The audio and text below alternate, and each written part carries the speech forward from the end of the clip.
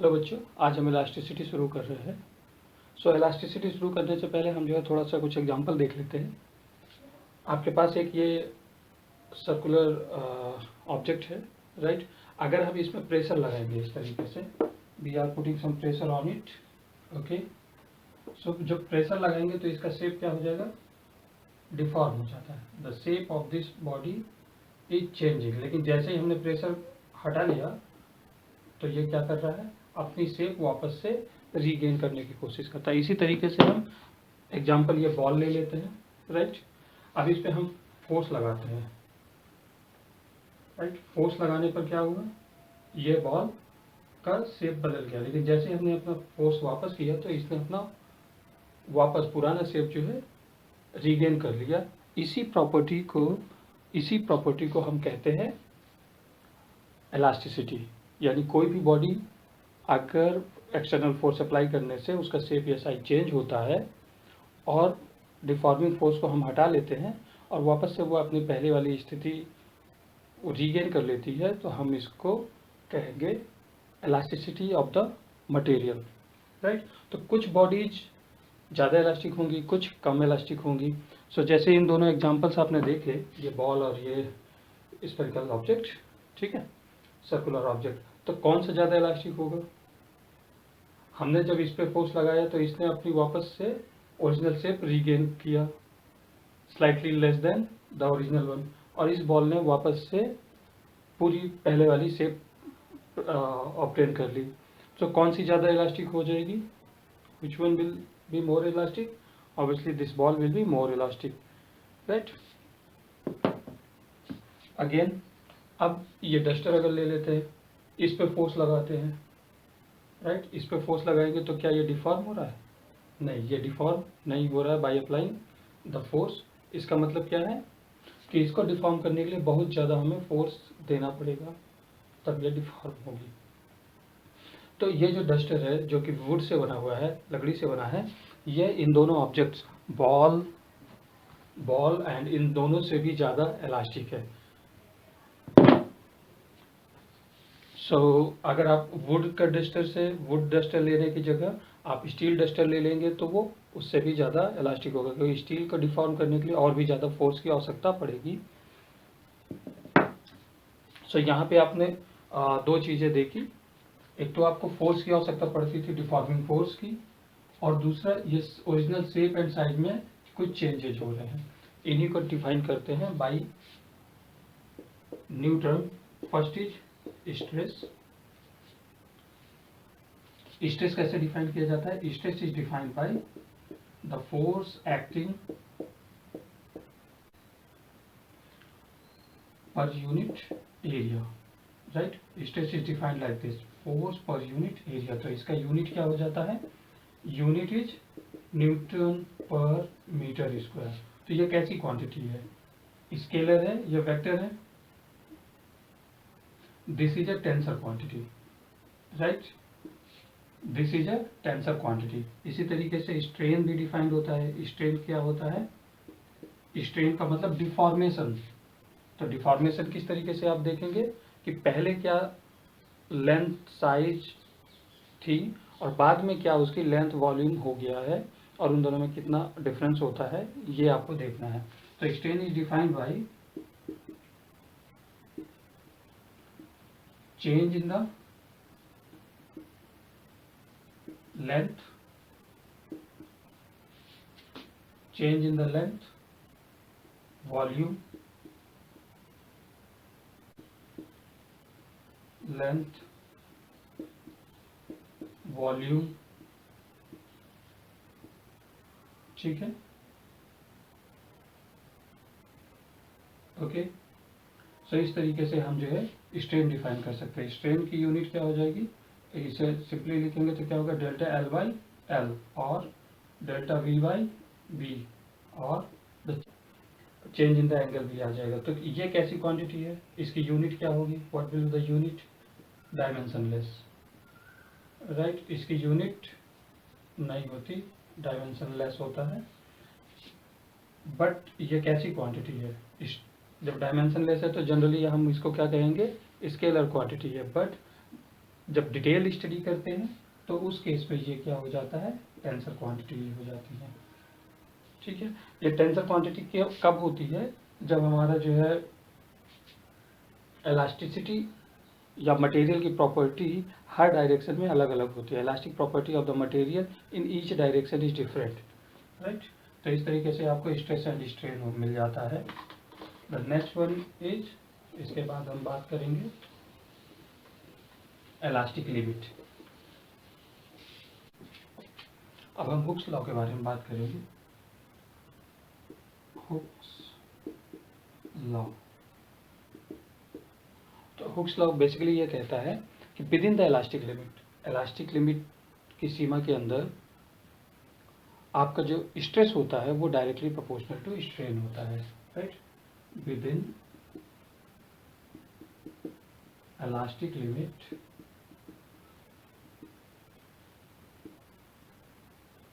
Stress is directly proportional to strain, right. इस चीज को आप जो है किस तरीके से समझ सकते हैं, स्ट्रेस का मतलब क्या होता है, फोर्स पर यूनिट एरिया।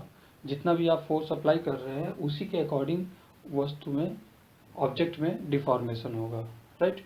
जितना भी आपको डिफॉर्मेशन चाहिए उतना ही आपको फोर्स अप्लाई करना पड़ेगा, आप इस तरीके से भी कह सकते हैं, right. So the ratio of these to क्या हो जाता है, stress divided by strain is a constant, right.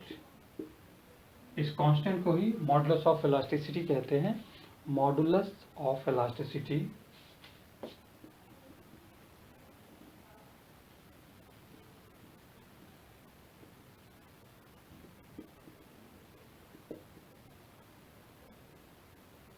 Modulus of elasticity कहते हैं इस कांस्टेंट को।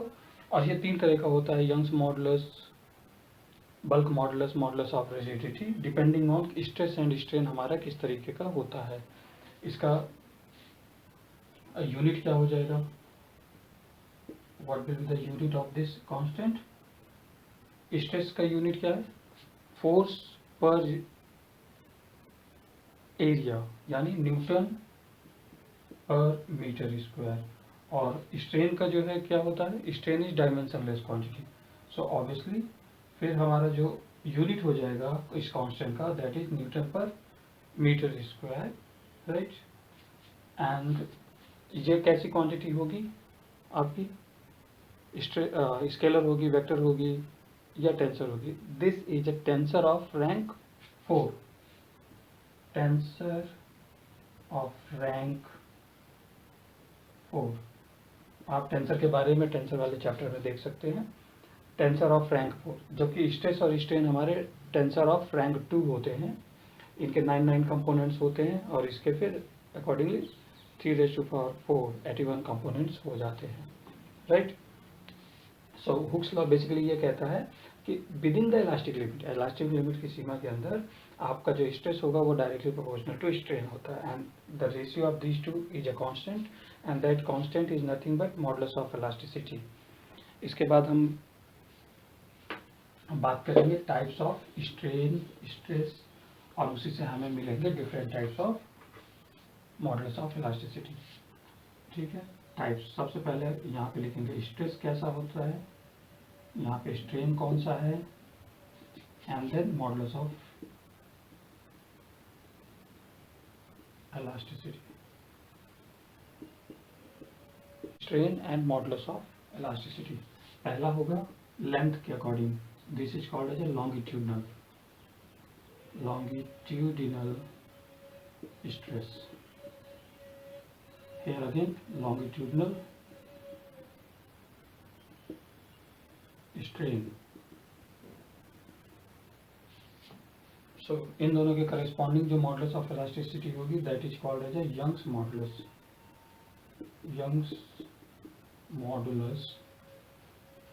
और इसको डिफाइन करते हैं the ratio of these two, longitudinal stress divided by longitudinal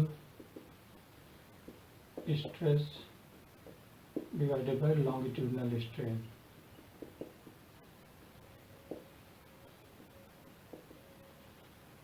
Right. तो लॉन्गिट्यूडनल स्ट्रेस का फॉर्मूला क्या हो जाएगा, the force divided by area. Longitudinal strain क्या हो जाएगा, the change in the length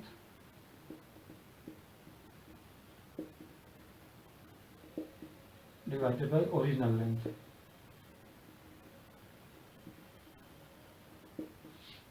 इसको delta L divided by L या कैपिटल एल भी आप लिख सकते हैं। तो ये फार्मूला क्या हो जाएगा, force divided by area divided by delta L L. तो ये फार्मूला हो गया आपका एफ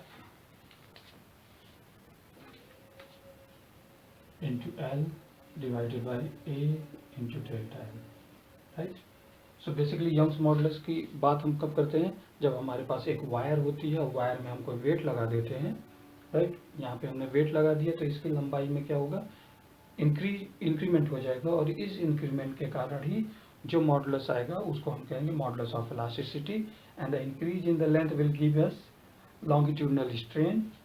एंड जो फोर्स हम लगा रहे हैं, the force, right.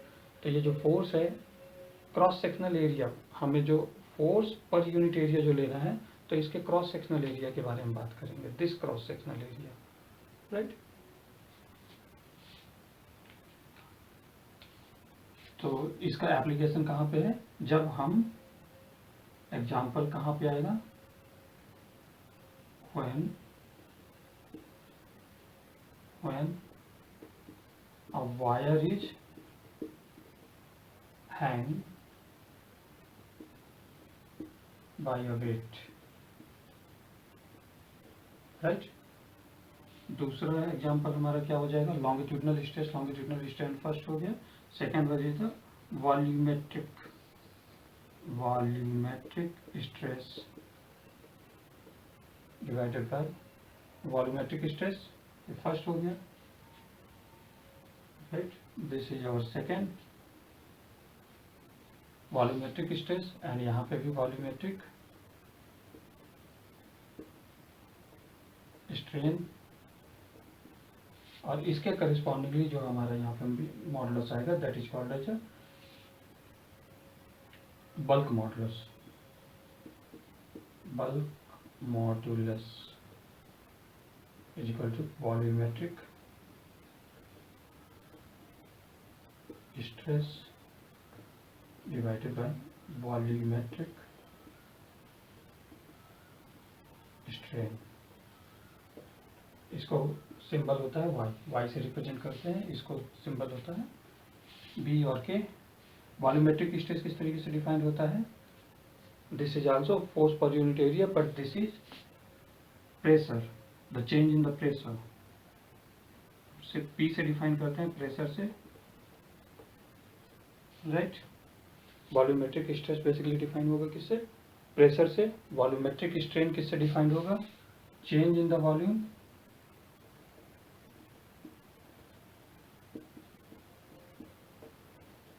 divided by original volume,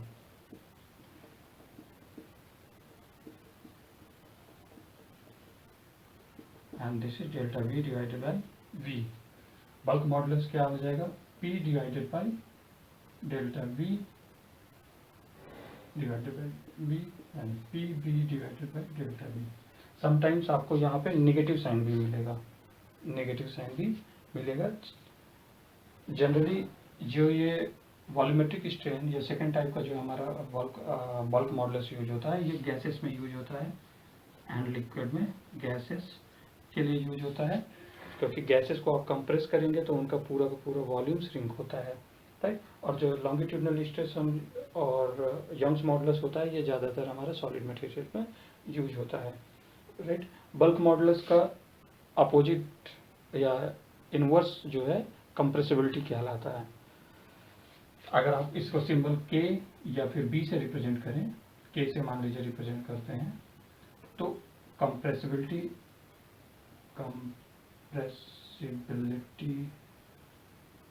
is equal to 1 by bulk modulus K, right.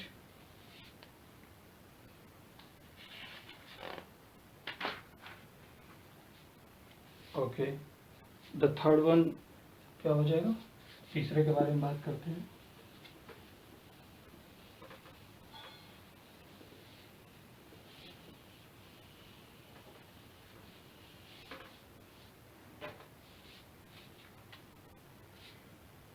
Shear, shear stress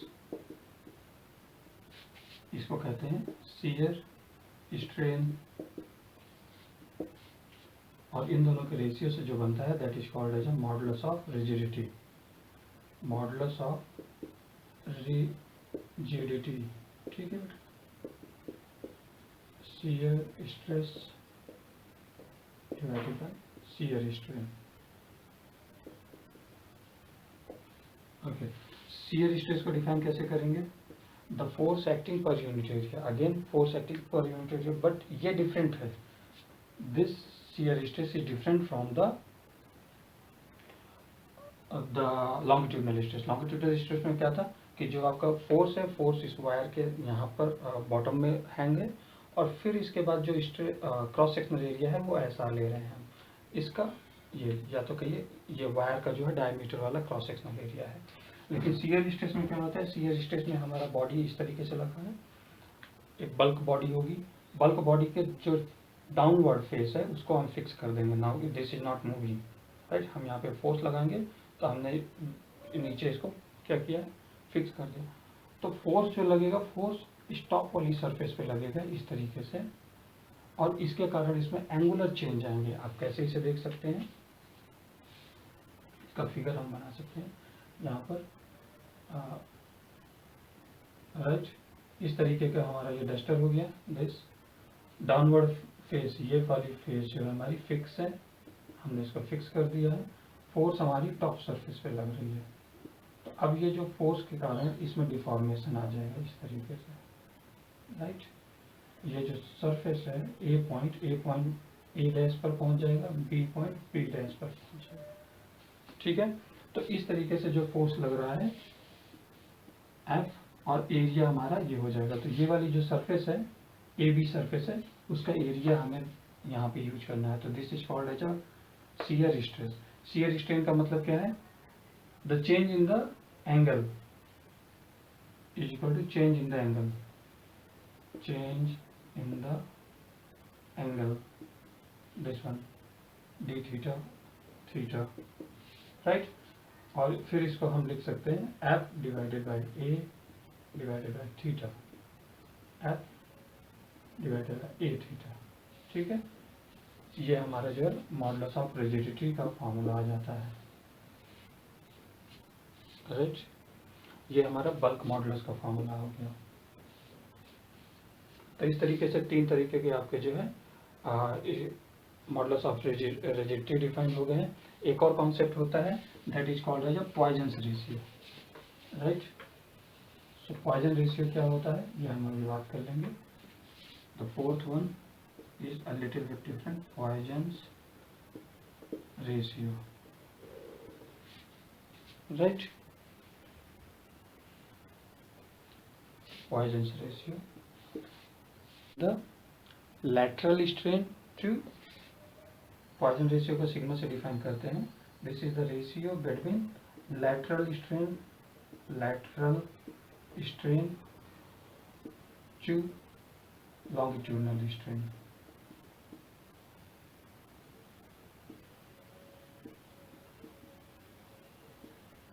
ठीक है, ओके बच्चे। तो पॉइजन रेशियो का मतलब lateral strain divided by longitudinal strain. इसका मतलब सिंपल है कि आप जो है एक रॉड ले लीजिए, ठीक है, इस तरीके की वायर ले लिया, ये रॉड ले लिया। अब इस पे यहाँ पे वेट लगा रहे हैं। वेट जब आप यहाँ लगाएंगे, हैंग करेंगे इस तरीके से, ये हमारी एक वायर होगी, right.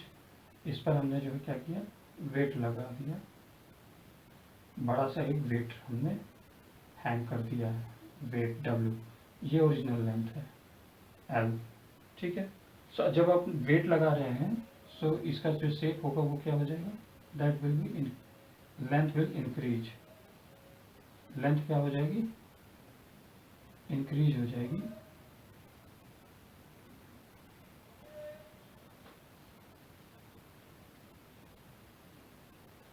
This will be the change in the length delta L। At the same time इसका जो डायमीटर होगा, दिस डायमीटर D, ठीक है, ये ओरिजिनल डायमीटर है, और ये डी प्राइम हो जाएगा, ठीक है। तो डी जो डायमीटर था वो घट जाएगा, right. The diameter will reduce. अगर आप यहाँ पे वेट जो है हैंग कर दे रहे हैं यहाँ पर, ठीक है, ये ओरिजिनल वायर हो गई, ठीक, जिसका लेंथ क्या है, एल है, और डायमीटर डी है। अब इसके बाद आप इसमें वेट हैंग कर दे रहे हैं, डब्ल्यू वेट हैंग कर दिया है, तो इसकी लेंथ इंक्रीज कर जाएगी by an amount delta L, ठीक है। लेकिन एट द सेम टाइम आपका जो डायमीटर होगा वो कम हो जाएगा, डी डैश जो है ओरिजिनल डायमीटर से कम हो जाएगा। सो जो डायमीटर में कमी आ रही है उसको हम कहेंगे lateral strain. This is simply delta D divided by D, and longitudinal strain क्या हो जाएगा, delta L divided by L. Delta D क्या है, delta D is equal to D minus D dash, right. तो इस तरीके से हमारा जो है पॉइजन्स रेशियो भी डिफाइन हो जाता है। आपको तरीके के जो है मॉडल्स, 3 तरह के models of elasticity and then Poisson's ratio के बारे में बात कर ली हमने।